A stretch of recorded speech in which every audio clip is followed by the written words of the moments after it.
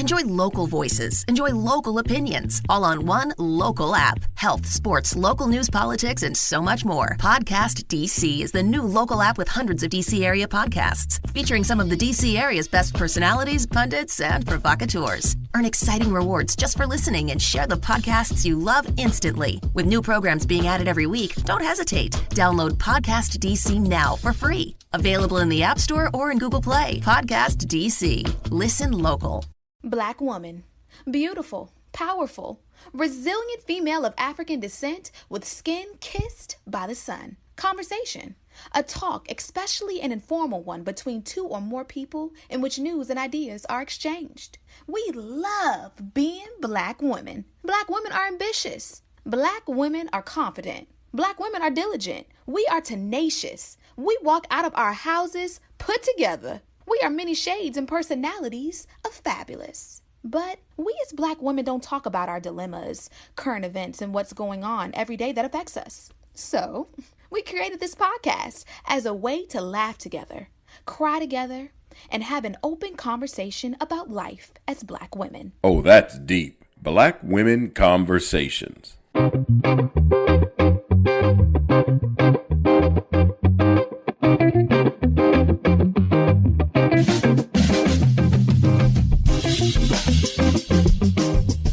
Hey, Nicole. Hey, Johnny. How's your week been? It has been busy. It's always busy. This week, I am doing the American Medical Association conference, so I'm sort of juggling work and home at the same time. I felt like every time I talked to you this week, you were in the middle of a conference. I thought to myself, she's super busy. Did you do rounds this week too? Yeah, I did rounds. I mean, this week is horrible for work. I mean, I've had babies go down in the middle of the clinic, stab C-sections. I've had eclamptic seizures. This week has been a bad week for medicine for me, but everybody's safe. So that's good. At least I get a little bit of break because I'm at the AMA conference technically. And that means I don't have to go to work tomorrow and Tuesday. So I get a little bit of a break, but I needed that break because emotionally I'm just like, I'm drained. I'm super drained emotionally. I can't do it. This will be the week I retire because of the bad outcomes. But everybody is safe. Like I said, everybody's safe. All right, Johnny. So what did you do this week? I know that I've been telling you that outside is open. So this week, I literally got about 15 emails from promoters about shows that they're having all like tomorrow. And I was getting like one show after the other. And finally, I was like, hey, pump the brakes a little. I mean, I get that outside is open, but every show does not have to happen right this moment. I promise you, outside will be open longer than 5 minutes. I mean, I feel like I said that like 10 times this week.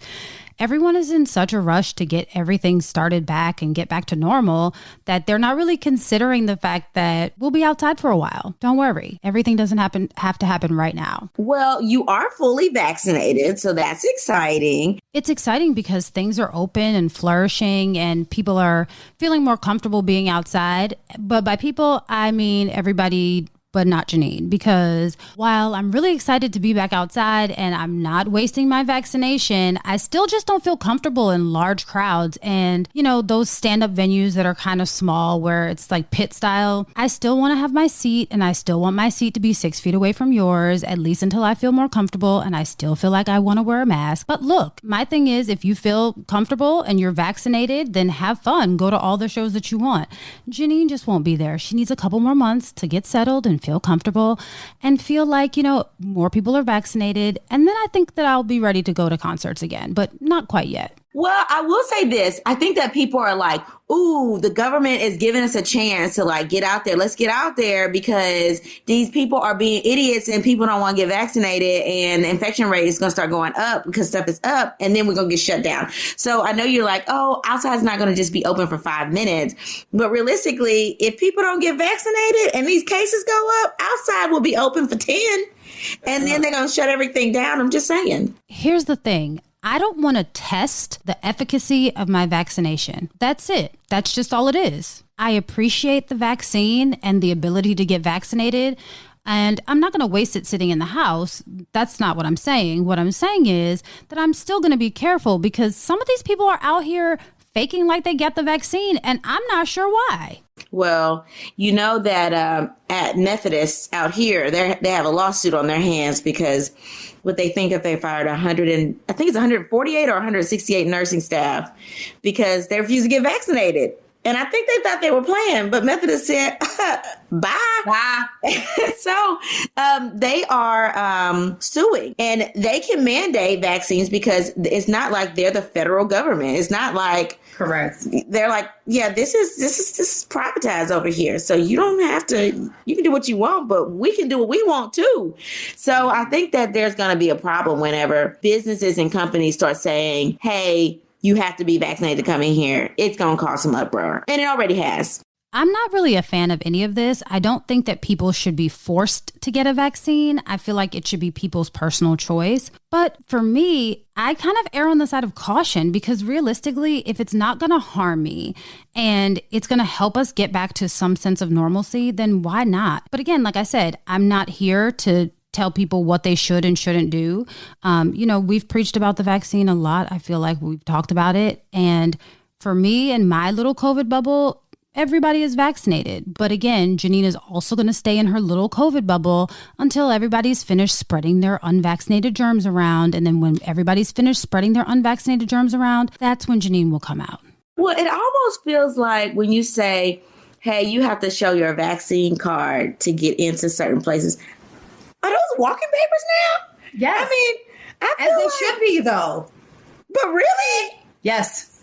I don't believe in that. Like, don't have me show my papers. Like, just say people have to wear a mask or they don't have to wear. But your walking papers now? I don't know. I just feel some kind of way about that. Like, those are freedom papers. I don't know. They are freedom papers. I don't see what the problem is. The vaccine is free. It's not like they're asking us to pay for the freedom papers. And it's not like a certain subset of the culture has to do something different for the freedom papers. They're free to everyone. The vaccines are free to everyone, and everyone has access to the same 3 vaccines. So I don't really think I have a problem with them being freedom papers. I mean, for goodness sakes, we had to go get vaccinated before we were allowed to enroll in school. So I don't see what the problem is. Yeah, but we didn't have to show our vaccine card every time we went to the club. I'm just saying, like, it's a little extreme when you're like, oh, I want to go to this game. Here's my freedom papers to get in this little section right here. I don't know. I just don't like it. Because my thing is, people should still just wear a mask. Like, if you're going to have a populous area, you should probably just require a mask because the vaccine's not 100%. Yeah, but Nicole, we couldn't get these crazy people to wear a mask when there was no vaccine and they were out here dropping like flies. So what makes you think that now that there's a vaccine, we can get these people to wear a mask? I don't know. I get what you're saying, that people should be vaccinated to go into certain places, but something about the paper, something about it's a mental thing, something about showing your freedom papers. I don't like it. I don't like it. I don't know. Maybe it can be a button we wear. I don't know. I do have a like, I'm vaccinated button. I mean, maybe that can be the stamp. I just don't agree with pulling them off. I don't know. I get it. It's a little strange, but I guess it's our new normal. I saw when I was flying to your house, this older couple, and they had on matching shirts. They had on masks. Let me say that.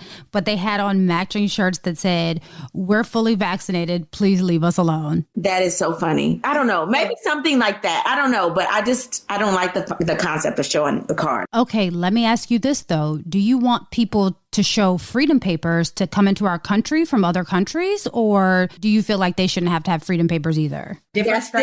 Yes. Why? Why is that different? Because you got something over there that we may not be vaccinated for over here. That's a difference. And I don't mind showing that to get on a flight. Okay. If I'm traveling from one area of even the country to another, I don't mind that. But it's like the everyday, like going to the grocery store. I mean, it's going to become extreme. I mean, That's the thing. I'm like, every time I pass somebody, you scan my forehead and I'm showing my free. I don't know. I just seems like some like I am legend type stuff to me.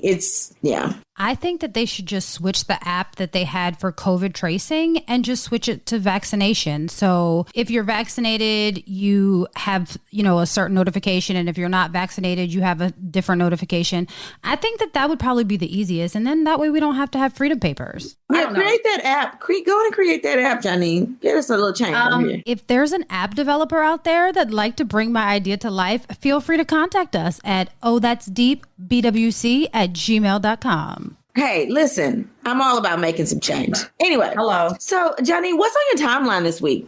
Okay, so Father's Day is right around the corner, and this is the one day each year that we designate to honor fathers, fatherhood, and the parental bonds that we create throughout our lifetime. We often joke that we don't celebrate fathers the same way that we celebrate our mothers, but this is actually proven to be true. We often spoil our moms and shower them with lavish gifts on Mother's Day, while dads get socks and cards that kind of are like backhanded compliments almost. If you ever read a Father's Day card, it almost feels like a self-help pamphlet for how to be a great father. It's kind of strange. But yeah, so I believe that fathers do actually deserve the same love and reverence that we give our mothers. But I'm also very cognizant of the fact that for some people, it's a struggle to celebrate Father's Day. Separation, infertility, divorce, incarceration, addiction, and even death make this an arduous time of year for some of those who find themselves fatherless. One of the things that I've found interesting is retailers have become increasingly aware of this fact as well. Recently, many retailers are giving customers the opportunity to opt out of Father's Day emails and other notifications that could potentially be triggering for them. The concept seems to have started a few years ago with the florists, but now it seems hundreds of retailers have followed suit. Many customers like myself appreciate the option to opt out of these kinds of emails, but some say that it's just another clever marketing ploy. Some even say that the opt-out emails themselves are just as triggering as the marketing emails would have been. I've received opt-out emails from two retailers. First Tiffany's, and then the second one I received actually came from Etsy, and I felt like they were pretty thoughtful. As a marketer, I appreciate the effort that these companies are putting forth to respect every facet of their customers' lives, not just the fact that they could purchase something from them. I feel like these steps that these companies are taking to mitigate the potential risk of triggering grief in their customers, I think it's admirable, to be very honest with you. What do you think, Nicole? As someone that lost her father at age 10, I understand that Father's Day can be hard, right? It's hard for me because it makes me think back to when my father was here, and it makes me think about all the years I've had without him here. But it also is a great time for me as a mother to help my child celebrate his father and for me to acknowledge my husband.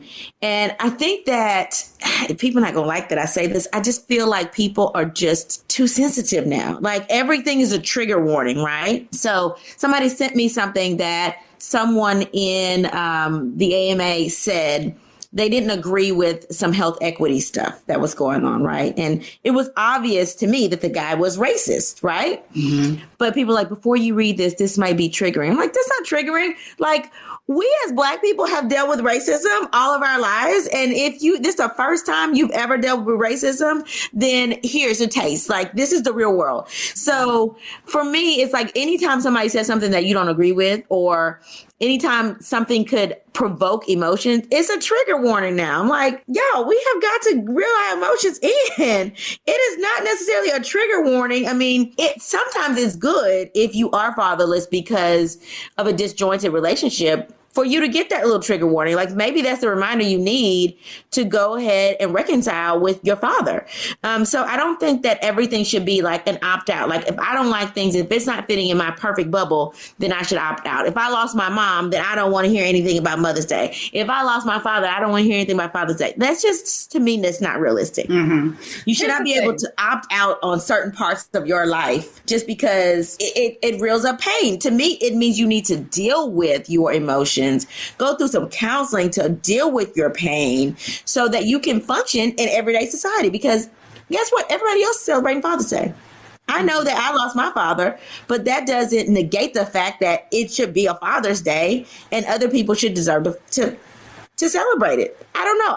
That's my opinion. I know some of the listeners are going to come for me. I agree with you partly, Nicole. I agree that we're super sensitive about a lot of stuff, and opting out of certain parts of life are just not very realistic. Here's the thing. Email marketing and push notifications, they're not really necessary. I get it. It's a way for retailers to communicate with you, but they're not really necessary. And to be very honest with you, sometimes they can be a bit intrusive. I think that it's smart for retailers to allow customers to customize what kind of notifications they receive. I think it makes sense, to be very honest. But also, having been estranged from my father in the past, I kind of do see the other side as well. So I don't know. I'm torn. I often say on this podcast, I live in my hypocrisy. So I guess for this episode, here it is, because while I don't think that people should be forced to get notifications that they don't want, and I think that notifications should be 100% customizable, at the same time, I do realize that sometimes we can be in a headspace where we're just kind of avoiding our emotions, and sometimes we do need the little nudge to deal with them. So I don't know. I think I'm torn on this one.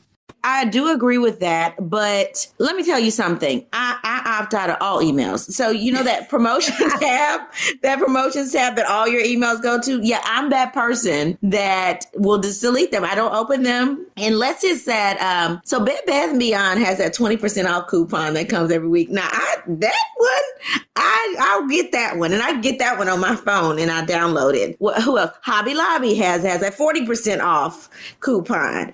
I mean, if you're not the stores that I frequent, I'm not opening you. And realistically, I'm only going to search for it when I'm about to go in the store. Okay, that makes sense. So yeah, I don't open any of those emails. It's a whole different tab for me. I don't even see them. I just love those emails. Maybe it's because I'm nosy or fascinated. Who knows? But I do opt out of things that don't affect me in the present moment. That's it. I get it. I mean, Father's Day and across the board, Father's Day can be the toughest holiday, right? Moms, you're born with a mom. Like your mom is the person that's going to basically bear the brunt of the childbearing, regardless if there's a father in the home or not. And it's also usually, not all the time, but usually the person that is the stable person there, right? So if the parents split, most of the time, their children go with the mother. And so the mother does have a lot more of the responsibility. So I get that. And not all the time, because there are some fathers that are raising kids by themselves. So I completely understand and respect that. But if we're talking about in general,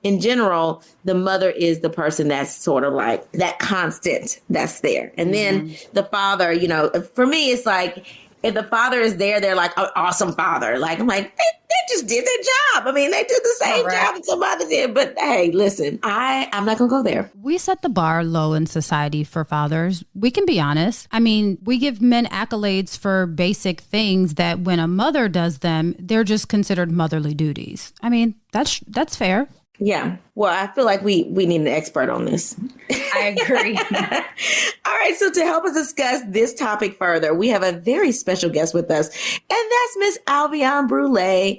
Albion Brule is a speaker, sports agent, mentor, philanthropist, and entrepreneur who many know as an athlete's advocate. She is not only passionate about transforming athletes and their families into knowledgeable and successful superstars on and off the field, but she's also committed to relentlessly encouraging and empowering the young adults and women. She is also the author of 3 books, Tips and Truths for Student Athletes, Dear Football Moms, a no-nonsense guide to college football recruitment and eligibility, and her latest book, Faith for the Fatherless, 21-Day Devotional. Albion, welcome to the podcast. Hi, thank you guys for having me. So you hear us talking about this, and I know that you do a lot with women and moms and helping them raise strong athletes. So do you have a lot of clients or experience with athletes that are fatherless? Absolutely. According to the NCAA, about 70% of student athletes that play Division I football are fatherless. So when you start talking about athletes in general,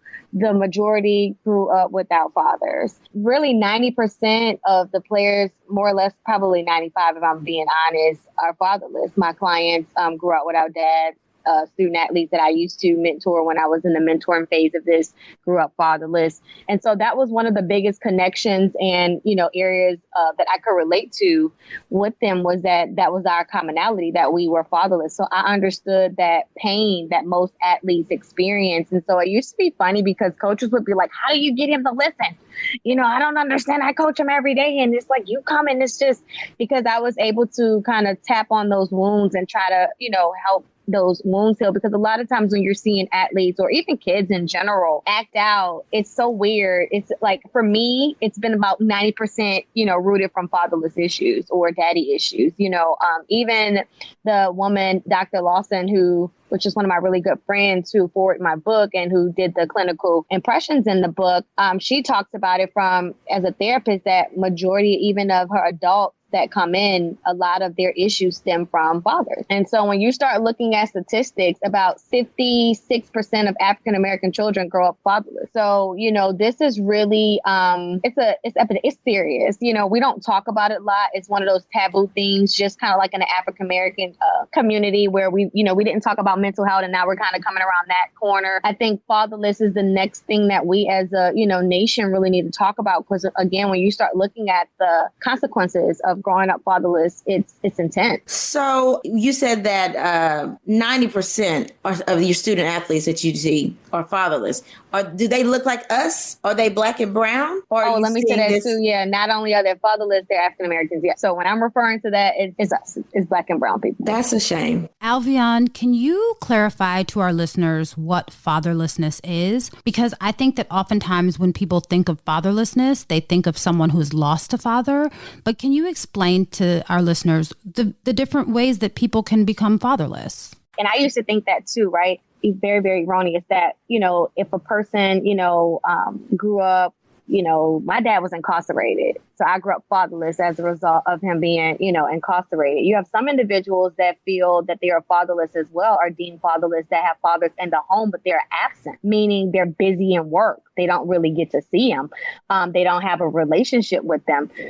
So you also have people that are fatherless through separation, through divorce. You have individuals that are, fatherless because, a woman decided to have a one night stand and the guy wants absolutely nothing to do with that child. And so, there's so many ways, or you can be deemed, like you said, sometimes it is, from death. There's other individuals. I had a student athlete one time. He never even met his dad. His mom never told his father that she had, conceived him. And so as a result, he grew up fatherless and also very angry because, as a boy, imagine not knowing who your father is, like not his name, not what he looks like, as a choice of his mother. And so, again, there's just so many facets of, and I used to think it was crazy for people to have a dad in a home and feel fatherless. And it's like, what do you mean? What do you mean? And so, again, just absence, not present. So again, through work, just busyness, or again, incarceration, choice, abandonment, separation, divorce, all of those things. And then honestly, if I can be, now some people might come for me for this, but there's also some mothers out there who being strategic by keeping the kids away as a ploy to make the dad mad, and it irritates me, when women do that kind of stuff because you do more damage than good to your child. And so, and then now this child have to deal with all of this and now they got to get old. And you see that honestly, sometimes that's like a lot even in the student athlete world, because you'll have dads that want to pop up once these players become, big time players. And that's a whole nother ball game, in itself. And I've seen that over and over and over and over and over again as well, and then they find out the dad only coming around for money. And then, it's just, the stuff I see and even I experience, I'll talk about my book, it's real when you're dealing with dysfunctional men, because that's the thing too. Some of these dads, my mom had me at 17, so my parents were very, very young. And so, just it was one of those things. And so my dad just had, made some very, very poor decisions. And so I just look at the outcome of myself and then my siblings that grew up with my dad, and it's drastically different. Wow. So, how do you help coach these men that are fatherless? I mean, are you encouraging them to get counseling? Is it required that they get counseling to work with you? Like, how do you approach these daddy issues that people are having? So when I'm dealing with, younger guys that are, transitioning out of, college into the NFL, or even, some people get mad at this, right? Because they're like, how can a woman mentor a boy? Or how can a woman? And I'm like, women have been doing it for decades. So what are you talking about? But I do encourage therapy all the time. I ended up having to get therapy by default. I got into a bad accident and they were considering doing neck and surgery. And so as a requirement, I didn't know this, you had to go see a psychiatrist, because this type of surgery, people would literally lose their minds. So you had to get a mental, clearance before you would even consider the surgery. So I had to go see a therapist. As a result, I learned that moment that I was technically clinically severely depressed, but I was functional. Now I just thought I was moody and mean, right? Just because I was busy, but I was still moving at all cylinders. And so I tell people all the time, like, depression doesn't always look sad, And so that's sometimes we think like, oh, you're sad, you're this or whatever. That doesn't always mean like you're depressed or you have other stuff going on. But what I try to, do is, one, have them say it out loud, that I have daddy issues or I miss my dad or whatever it is. It's like, it's okay to say that out loud, because for years, and I talk about this in my book, I would say I didn't need my dad. I didn't need my dad. I'm good. I don't care about him. Like, I ain't going to his funeral. I don't care. Like, that was my attitude, very like, and I legit felt that way. I legit felt okay. It didn't hit me until my mid-20s, until my dad I happened to be by my grandparents' house, and my dad calls from jail and he finds out I'm there and asks for me to, put me on the phone. I get on the phone thinking it's going to be our normal little 2-3 minute conversation. No big deal. And he uttered these words. He said, I want you to know I keep up with you and I am proud of you. Mm-hmm. And when he said, I am proud of you, I'm not a crier. Okay. And if I do, nobody gonna see me cry. Okay. And I had to give the phone to my grandmother and run to the bathroom. I cried so hard from the depth of my soul, and it was like, why does his words impact me like this? It bothered me. It let me know that, hey, you got to deal with something here, and so that was the eye opener for me, that we can scream all day long. We don't need our fathers and we don't care, but it's a lie. We were, made to have a mom and a dad. There are some, connections on different levels, and there's pieces like, for me, even growing up, my mom would always tell me stuff like, you're just like your father. You love like your dad. You love hard. You're just like your dad. Well, I don't know what that means. You know what I mean? I didn't have no experiences with him. So what do you mean when you tell me I love him like that? That's something only he can answer. So now you didn't got me want to talk to this person, because I need an answer. And, and so it got to the point where it's like, all right, I got to write this man. I got to figure out, like, how do you love? What does that look like? Why do you love the way you love? Because I need to understand parts of me, Mm-hmm. And so that's the danger in this piece, is because we, sometimes are very similar or have some, nuances of our parents inside of us. And, if it's from your father, he's the only person that can answer that. Mm-hmm. And so, again, to circle back to your question, it's just more or less like, I try to, when I'm talking to people, listen to their pain points or see if they're even aware of what their pain points are. And then based off of that, give whatever advice, through my experience. So that's kind of like how I tackle that. People, ask me all the time, like, how did you feel growing up without a father? I'm like, my dad was there. I had a really good relationship with my dad before he passed away. And I understand. I think when your father dies, it's different, especially if you've had a relationship with them before, because it's not like you're angry because he's not there and he abandoned you. Like, you realize he didn't choose to die. I mean, it was not his fault he got into an accident, but it is still like a pain there, because you realize that your father has missed so much of your life, and there's things you've done that you need approval from your father for that you can't get because they're not there. But for me, I'm comforted because I know the things, like I knew my father, so I knew what would make him proud and what he would be like, what are you doing, girl? So, and even when I do it, I'm like, my dad would be rolling over his grave right now if he saw what I was doing right now. But some people don't have that, right? Some people don't even remember their dads, so their dads pass away and they don't know. They don't have that comfort because they don't remember. My brother dad was killed when he was 2, and I watched his pain. It's different, but he has like an anger because he feels like someone stole something from me. Yeah. So I think people even handle that differently. It's just, we're all different. I think that's a really important point to make. We are all different, but we did all find ourselves in the same place. Alvion, you mentioned that your father was not in your home because he was incarcerated. So you ended up fatherless because of incarceration. And Nicole, unfortunately, your father passed away when you were young. So you ended up fatherless because of death. And I had my father, but my father struggled with addiction. So I ended up fatherless because of addiction, but we all ended up in this fatherless space. It's funny because before we decided to do this episode, Nicole asked me, hey, Janine, do you want to do this topic? Because you grew up with your father in the house. And I kind of had to chuckle because I was like, well, I didn't really, because Nicole knows me and my relationship with my father as an adult, but that's something that I had to learn. You know, I didn't know anything about my father when I was young. I only knew the man that struggled with addiction. So my view of my father was very different than who he really is. A person that struggles with addiction is not the same person as the loving, caring father that I now have in adulthood. So it took some time. It took some healing and unlearning and relearning and understanding before I could really get to know and form a relationship with my father. So yeah, you know, we all end up fatherless, but not all in the same way. You're a prime example of what I mean by having a dad that, you know, in the home, but not active or not present. And so you grow up fatherless. And so some people, you know, feel some kind of way about that. It's because like, no, you grew up with your dad. And it's like, it's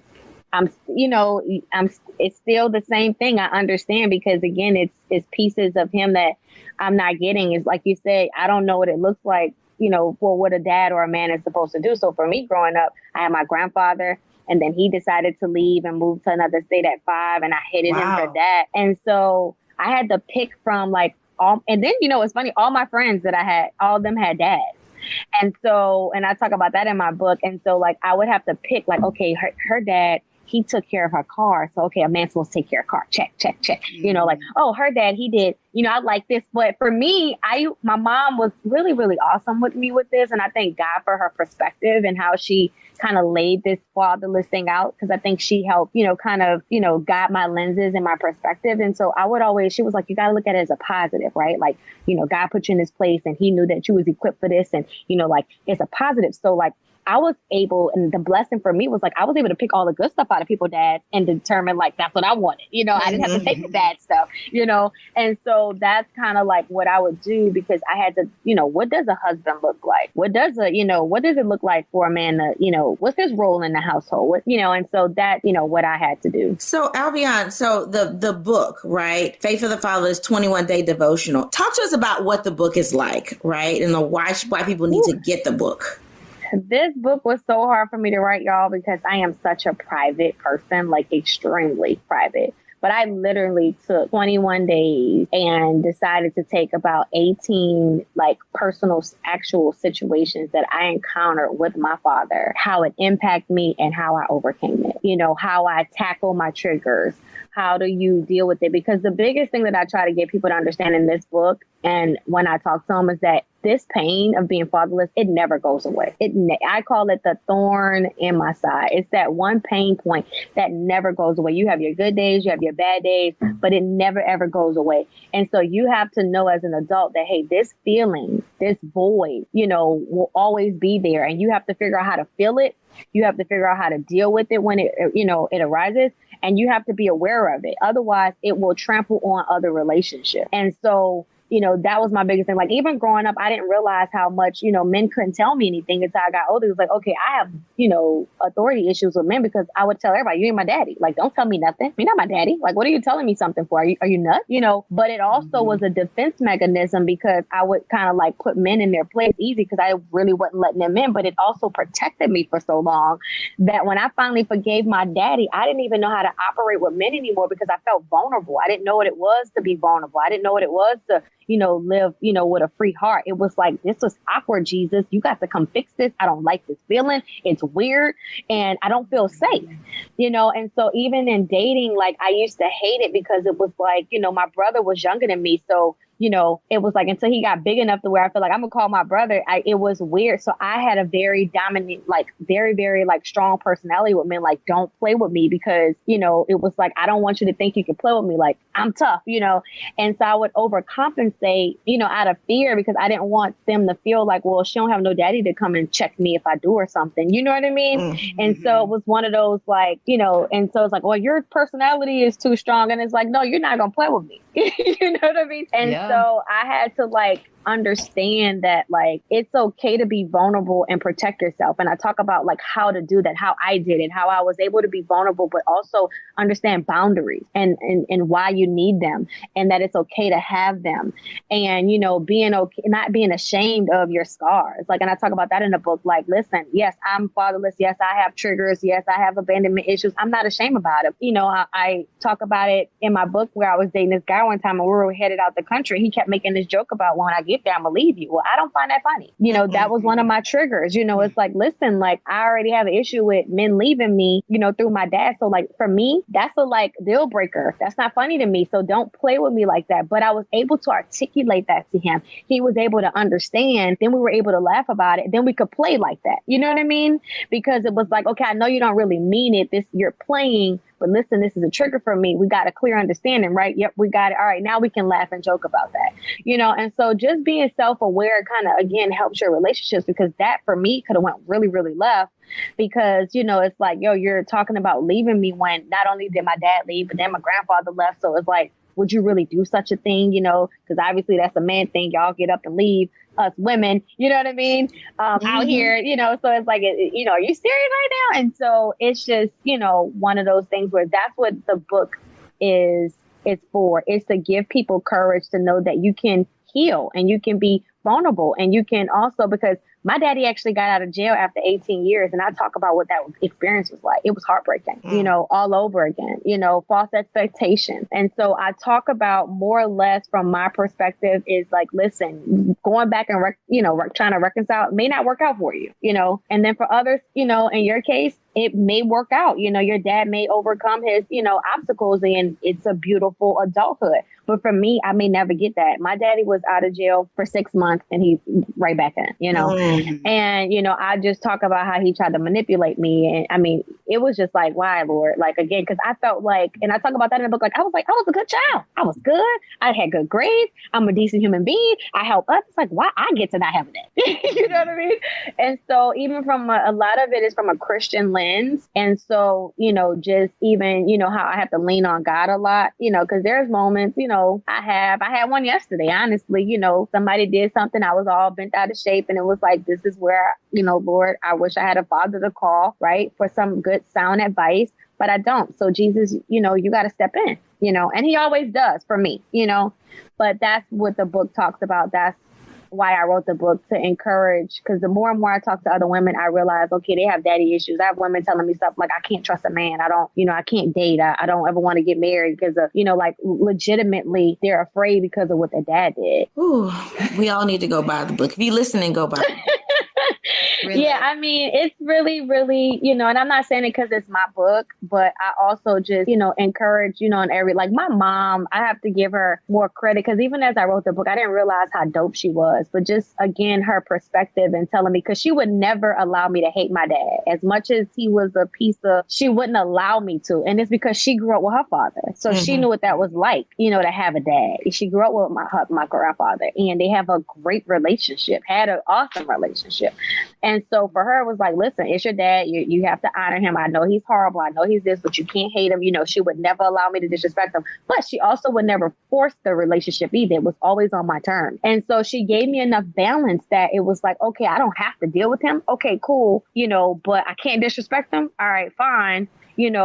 But, so when I finally was able to ask him some things, I was just like, wow. And then I was able to see like, he just, he was addicted to drugs, and, that's just was his way of life. And when people were incarcerated that long, 18 years, he didn't know how to come out and be normal. He didn't know, other than to scheme and, whatever it was that you had to do to survive in the penitentiary for 18 years. He was coming back home trying to apply that here. And it's just like, what's wrong with you? And then you got to be careful, because with him, he would talk about God. And I talk about that in the book. Imagine your father. I graduated from Bible college as well. So imagine your dad, right? A person that you're yearning this relationship with, and you're trying to find pieces of identity out of. Imagine him keep telling you stuff like, do you still have a relationship with, God? Are you still into church? And I'm like, Jesus, am I doing something wrong? Am I not Christian? Like, why does he keep asking me this? And finally, when he gets out of jail, we go out and eat, and he starts telling me about this $1 billion idea, how he wants me to go shake churches down, for a Christian magazine, and I need you to go get this money from these pastors. And I'm like, oh, so this is why you was asking me about my Christianity. It had nothing to do with you really worried about where I was spiritually. You're trying to figure out how you can use me to manipulate people and get money out the church. And I was just like, Jesus. Sometimes his rejection is his, our protection. And I just look at, again, my siblings and say, you know what, it was probably best that I didn't have this stellar relationship with my dad, because he was just so toxic. So I think that your situation is a lot like a lot of other people's situations, which makes you perfect to talk through some scenarios. So the first letter says, ladies, I have a problem with my husband and how he celebrates both Mother's Day and Father's Day. He was raised by his mother in a single parent home. He knows his father, but didn't meet him until he was a high school senior at one of his football games. My husband and I met in college. I recall him inviting his father to a few of his LSU football games, but he didn't come. After that, he stopped reaching out to him. My husband and I got married after he finished law school. I recall his dad at the wedding, but Steve, my husband, refused to talk to him. We've been married 3 years now. Every Mother's Day, he's given his mother jewelry, and on Father's Day, he gives his mother a gift that usually requires travel. This year, he gave her a trip to Jamaica. Last year, it was a secluded spa weekend trip. I think it's strange, but he says his mom had to be a mother and a father, so she deserves both. Ladies, is it just me, or is this strange? I think my husband needs counseling. Y'all want to tackle that one first? You want me to tackle it? Avian, go ahead. I don't think it's weird. I do think he needs counseling. But I think, growing up, my mom would say that too. Like, I'm your mom and I'm your dad. But again, she wouldn't take anything away from my dad. And so when you grow up like that, that's how, at least, a lot of kids that I know, that's how we felt or feel that, our mothers are our mothers and our fathers, especially when you're dealing with a student athlete, because now mama got to come to the games. Mom got to get, help you on your recruiting trip. Mama got to, give you advice. Mama paying for football budgets. Mom, it's like she's doing, all of the things that you would normally see dads do in some of those instances. And so, a person feels passionate about that and say, you know what, I'm going to, allow you to do, honor you on both Mother's and Father's Day. It's their choice. So, it's one of those things where it's like, if that's what he chooses to do, I think that's, fair. If he doesn't have a relationship with his father and he doesn't want to gift him, then again, he has that freedom of choice. But to me, it seems as if there's some, still something there. If he's not talking to his dad, or, obviously there's some undertones there. So I would always say go to therapy and, and allow them. But what I've learned, women, when you're dealing with men, especially from a dating perspective, a lot of men have daddy issues. Okay. First and foremost, the other piece is that, and they don't want to address it. They don't want to acknowledge it. That's like a sore area. And so you have to use wisdom when tackling that, and so I always tell people at the end of the day, like to start having those soft conversations. So maybe that he can eventually, through questioning, answer and figure out like, what, I have issues. Because sometimes, again, like me, I didn't even realize I had a daddy issue because I thought I was okay. He may be a situation where he doesn't even realize it's impacted him because he's been okay. He's been successful. He sounds successful. So life has been good to him. He still made it without his dad. So that's his badge of honor. But, there still may be some areas for him to do. So I would just suggest, her kind of just talking him through, the whys, and maybe help him, come to his own realization that maybe he do have some issues that needs to be addressed. I would agree with you, Avian. I think that counseling is super important. especially when you're in a relationship or a marriage, right? And I think that it's something that has to be ongoing because, like you mentioned earlier, you know, when I went through counseling, I felt like there was a point that I had gotten to where I felt like I have resolved all of my daddy issues and I don't have to be concerned with this anymore. But that's not really the case. Like, you kind of always continue to work through your daddy issues, even when you've formed a relationship with your estranged father. So that's something that your husband will constantly have to work on, constantly having to readdress the issue of his fatherlessness. So, you know, it is very important that you use wisdom, as Alvion said, but it's also really important that you understand that this is something that your husband will have to continually work through, probably for the rest of his life. And it's important that you're supportive of that, because unless you have lived in his shoes and been in a fatherless space, you never really will understand exactly what he's going through. But you can be there as a sounding board, as a support system, as a good, supportive, loving wife to help him through this. Yeah, I would agree with both of you. I do think that it's his prerogative if he wants to buy his mother a Father's Day gift. He can buy his best friend a Father's Day gift if he wants to spend his money and it's not cutting into your family budget. Now, I would see if you don't like the mama. Now, if you don't like her, I said it, then maybe you can have an issue and say she only needs one gift. Acknowledge her on Mother's Day. Just playing. But if it's cutting into the family finances because he's buying these elaborate trips and things like that, then I would say, hey, can we talk about the budget for Father's Day? Let's talk about the budget for Mother's and Father's Day. Because if you're not taking trips and y'all not taking family trips and his mama is doing secluded spa day weekends, we have a problem. Okay. But if the money ain't funny and you're okay with him buying the gift, it's just a concept of him buying the gift for Father's Day in general, then yeah, girl, you let that slide. Like, let him celebrate his mama. But he does have daddy issues and he does need to go to counseling. Now, you can't force somebody to go to counseling, right? They have to be ready to go to counseling. So I would encourage him to talk about his pain.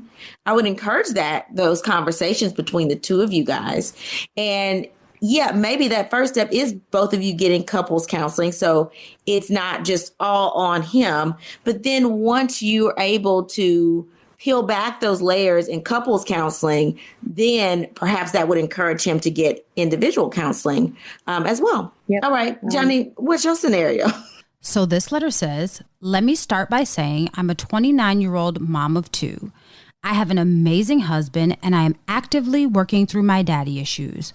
But recent discoveries truly have thrown a monkey wrench into things. Growing up, the oldest of five, I knew my sibling's father was not my biological father and didn't make a big fuss because my stepdad loved me as his own. As a child, when I asked about my real dad, my mother told me that he had passed away, but she never really gave me much detail. Through the years, I had heard rumors about who my father was, so I decided to do some searching in hopes that I would find out who my father was. Not only did I find out who my father was, but I also discovered that he is still alive. When I turned 21, I decided to forge a relationship with my father. I didn't tell my mom or my stepfather because I didn't want to upset them. My biological father and I are now close. I wouldn't necessarily say that we have a traditional father-daughter relationship, but we're pretty close. Recently, I worked up the nerve to ask my father why he had never reached out before when I was younger. He simply said I got into some trouble with the law and had to do a bid. Me being curious, searched the records and found out that my father spent almost 20 years in prison for rape. While I was unable to find the name of the victim, based on the dates, the crime, and the timeline, it is likely that I'm a product of rape. I don't know how to handle this. It feels like a roller coaster that I just want to get off. 1 minute my father was dead, then he wasn't. Now I wish he was. I want to believe that he's not the same person, but how do I trust a rapist? Was this all a misunderstanding? Why didn't my mother ever tell me about any of this? I know I brought this all on myself by digging up the past, but I want this nightmare to end. Ladies, please help. Wow. Yeah. All right, tough. Alvion, I'm gonna let you go first.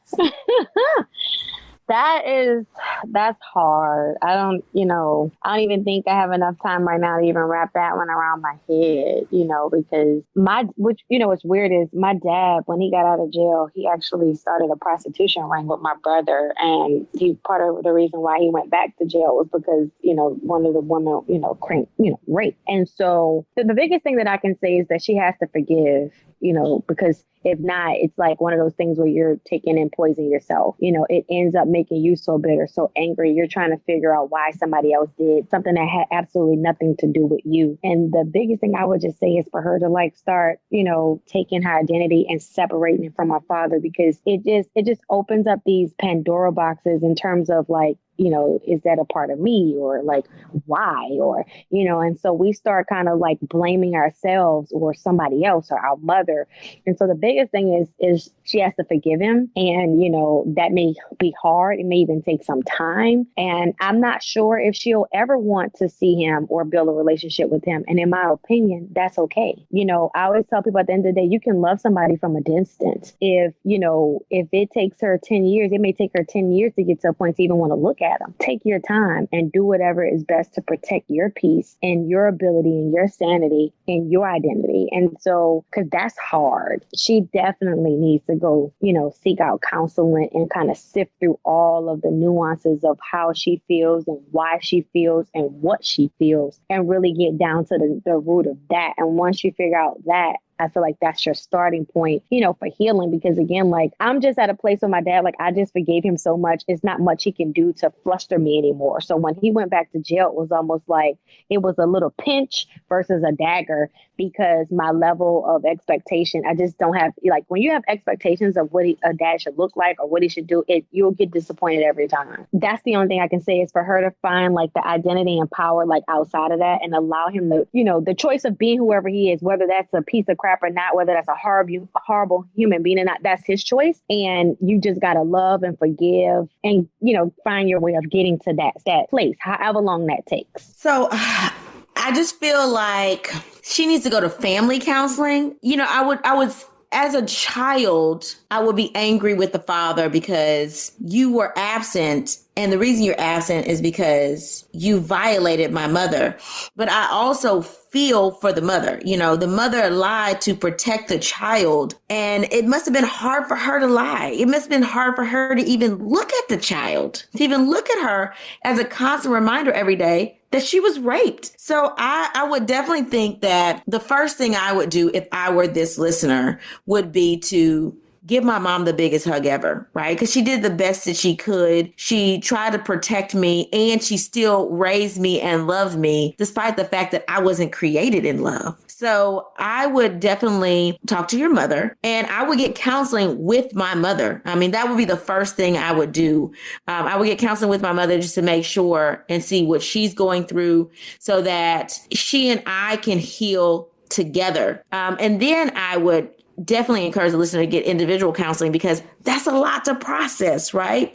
To break down, the fact that even the concept of you being conceived as a result of rape is a lot. How do you feel? How are you healing as an individual? And then, I would want some answers. I would. I mean, I think that it's only natural to want a why, and to want to see, is this person even remediated? Are they a better person now? I would want those answers. But I think that in order to not come from a just extremely angry place, I would think that this listener needs to get counseling by themselves, get counseling with her mother, and then pull the dad into counseling as well. First, I would say I want this listener to forgive herself, because she said in the letter, I know that I brought this on myself by digging up the past. And that's not the case. You did not bring this on yourself. We're all curious about where we came from. We're all curious about who our parents were before we were conceived. We're all curious about our past and what led to us being who we are today. That's fair. That's your right. You had the right to look up the information about your dad. It's not your fault that he did this. It's not your fault, just like it's not your mom's fault.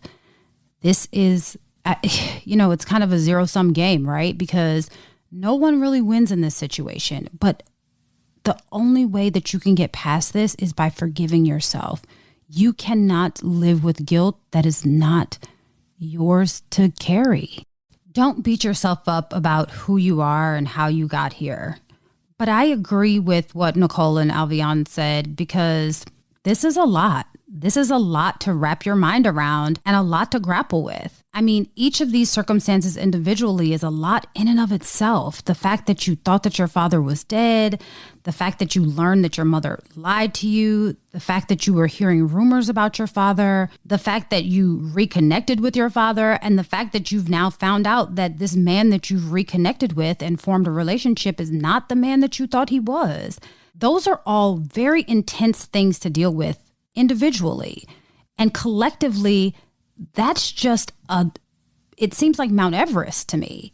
Again, I say counseling is important, and counseling will probably have to be ongoing, because this is not something that, is a one and done kind of situation. This is something that may continue to present itself in your life. So, work through it. Give yourself some grace, but also, actively work on the issues that you have with your father. And also remember, like Alvion said, you're not obligated to have a relationship with your father. If this relationship is not serving you, I use the term serving lightly, but if this relationship is not beneficial to you, or you find it triggering or harmful, it's perfectly okay to say, I can't have a relationship with you any longer, so that you can get to the point where you can heal and you can move on.